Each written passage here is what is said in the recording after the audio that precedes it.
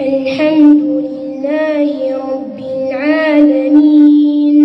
الرحمن الرحيم مالك يوم الدين إياك نعبد وإياك نستعين اهدنا الصراط المستقيم صراط الذين أنعمت عليهم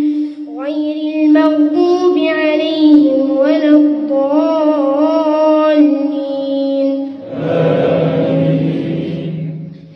حميم تنزيل الكتاب من الله العزيز العليم غافر الذنب وقابل التوب شديد العقاب ذي الطول لا إله إلا هو إليه المصير ما يجادل في آيات الله إلا الذين كفروا فلا يغرك تقلبهم في البلاد كذبت قبلهم قوم نوح والأحزاب من بعدهم وهمت كل أمة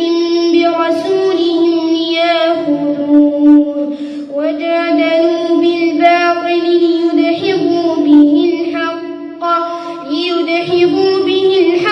فأخذتهم فكيف كان عقاب وكذلك حقت كلمات ربك على الذين كفروا أنهم أصحاب النار الذين يحملون العرش ومن حوله يسبحون بحمد ربهم ويؤمنون به ويستغفرون للذين آمنوا ربنا وسعت كل شيء رحمة وعلما فاغفر للذين تابوا واتبعوا سبيلك وقهم عذاب الجحيم ربنا وأدخلهم جنات عدن التي وعدتهم ومن صلح من آبائهم وأزواجهم وذرياتهم إنك أنت العزيز الحكيم وقهم السيئات ومن تق السيئات يومئذ فقد رحمته وذلك هو الفوز العظيم إن الذين كفروا ينادون لمقت الله أكبر من مقتكم أنفسكم إذ تدعون إلى الإيمان فتكفرون قالوا ربنا أمتنا اثنتين وأحييتنا اثنتين فاعترفنا بذنوبنا فهل إلى خروج من سبيل ذلكم بأنه إذا دعي الله وحده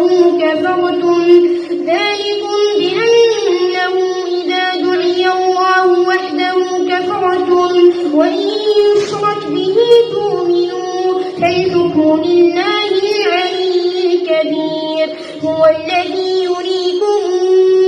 آياته وينزل لكم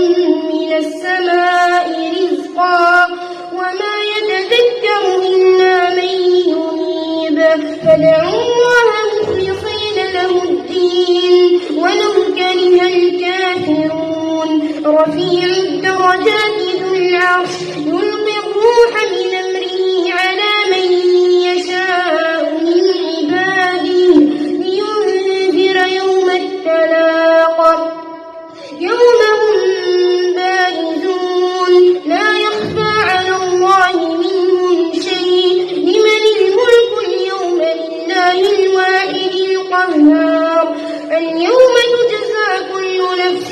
بما كسبت لا ظلم اليوم إن الله سريع الحساب وأنذرهم يوم لازفة إذا القلوب لدى الحناجر كاظمين ما للظالمين من حميم ولا شفيع يطاع يعلم خائنة الأعين وما تخفي الصدور والله يقضي بالحق والذين تدعون من دونه ما يقضون